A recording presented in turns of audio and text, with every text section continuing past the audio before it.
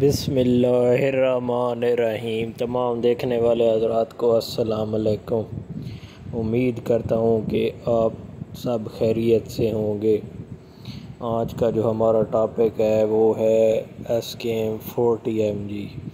मैं इसके बताऊँगा आपको फ़ायदे और नुकसानात और ये क्यों इस्तेमाल किया जाता है और इसकी क्या कीमत है।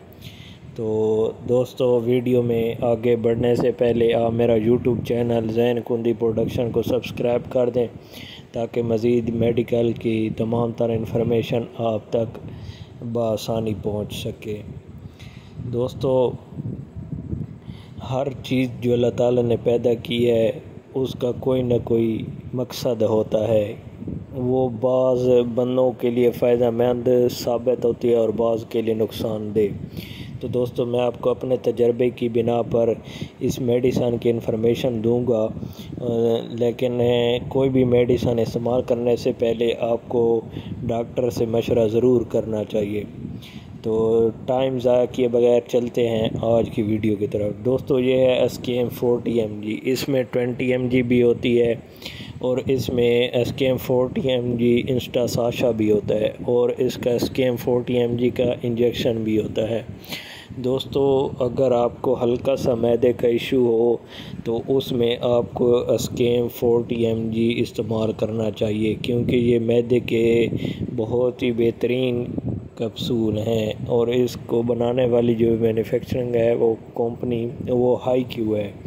दोस्तों, इसके बाद अगर आपका मसला थोड़ा ज़्यादा हो तो आप SKM 40 mg इस्तेमाल करें।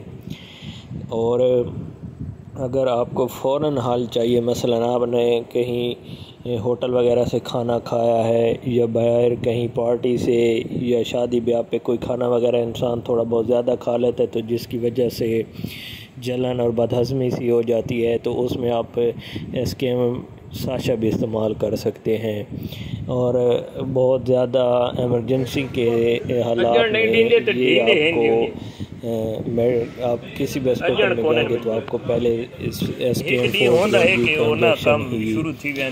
एडवाइस करेंगे।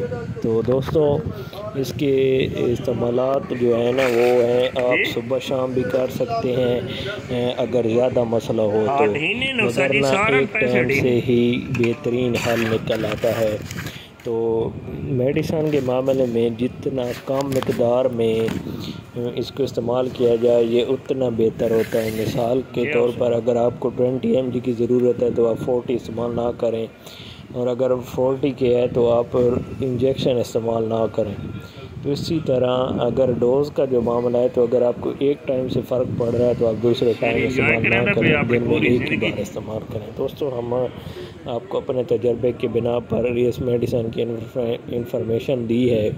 अगर आपको मेरी ये इन्फॉर्मेशन पसंद आई हो तो आप मेरा YouTube चैनल सब्सक्राइब कर दें ताकि मज़ीद मेडिकल की तमाम तरह इन्फॉर्मेशन आप तक बआसानी पहुँच सके और कोई भी मेडिसिन डॉक्टर के मशवरे के बगैर इस्तेमाल ना किया करें। तो आज का हमारा टॉपिक मुकम्मल हुआ। नेक्स्ट टाइम नेक्स्ट वीडियो के साथ। अल्लाह हाफ़िज़।